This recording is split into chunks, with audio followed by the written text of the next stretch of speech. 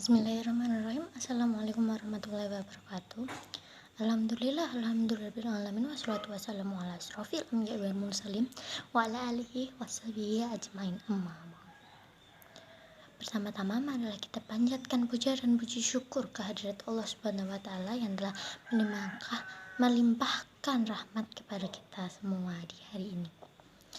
Saya pemateri akan menjelaskan tentang 7 golongan manusia yang akan mendapat anugerah Allah Subhanahu wa taala di hari akhir kelak. Yang pertama adalah pemimpin yang adil.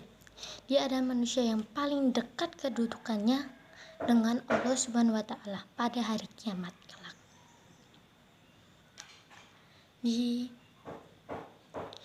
poin ini, pemimpin yang adil dia adalah pemimpin yang benar-benar adil seperti Rasulullah SAW dan para sahabat-sahabatnya. Pemimpin dengan keadilan, dia akan diposisikan pada hari akhir nanti di sisi Allah Subhanahu wa taala. Beliau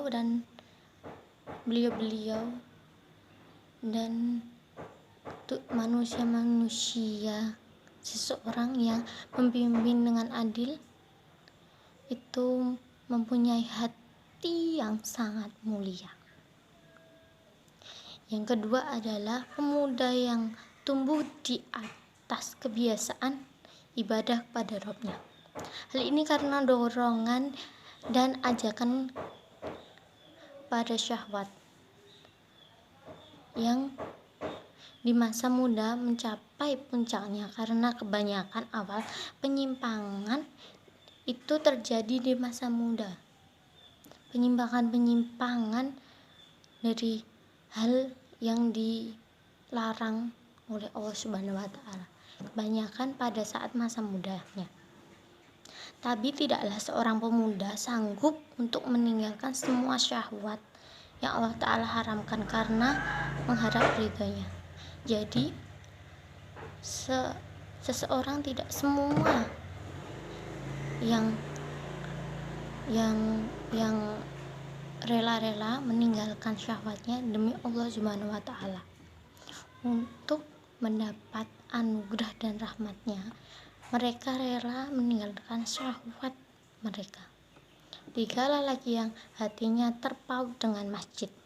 Terkait hati dengan masjid hanya akan didapatkan oleh siapa saja yang menuntut jiwanya menuju ketaatan kepada Allah Subhanahu wa taala. Dengan keteguhan hatinya, mereka semata-mata hanya Allah Subhanahu wa taala yang ada di diri mereka. Dia hidupkan Allah Subhanahu wa taala. Dia mati pun karena Allah Subhanahu wa taala. Dia masuk neraka, dia masuk surga, itu tergantung dengan tingkah laku mereka di dunia.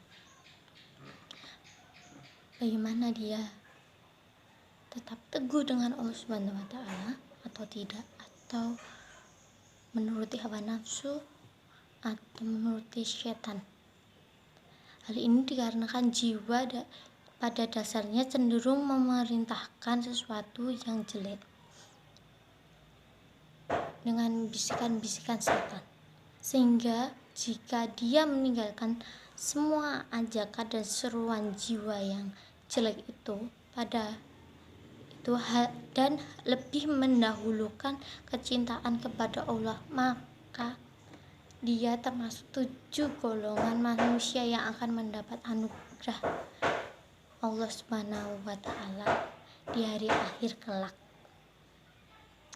Yang keempat adalah 2 orang yang saling mencintai karena Allah sehingga mereka tidak bertemu dan tidak juga berpisah kecuali karena Allah. Yang dimaksud ini adalah kedua orang ini telah berjihad dalam melawan hawa nafsu mereka. Hal itu karena hawa nafsu itu menyuruh untuk saling mencintai, karena selain mencintai bukan karena Allah, hal yang dilarang oleh Allah juga itu. Maka mereka tidak bertemu dan tidak tidak juga berpisah kecuali karena Allah. Adalah keduanya bersatu bermuamalah karena keduanya mencintai karena Allah. Mencintai karena Allah itu berbeda dengan mencintai karena bukan Allah. Jika mencintai karena Allah, dia akan bertemu hanya jangka berapa waktu, langsung mengikat, langsung menikah. Itulah mencintai karena Allah. Jika tidak, dia hanyalah berpacaran, tidak melakukan ikatan pernikahan, itu bukan mencintai karena Allah. Yang kelima adalah laki yang diajak berzina oleh seorang wanita yang mempunyai kedudukan lagi cantik, lalu dia berkata, aku takut kepada Allah.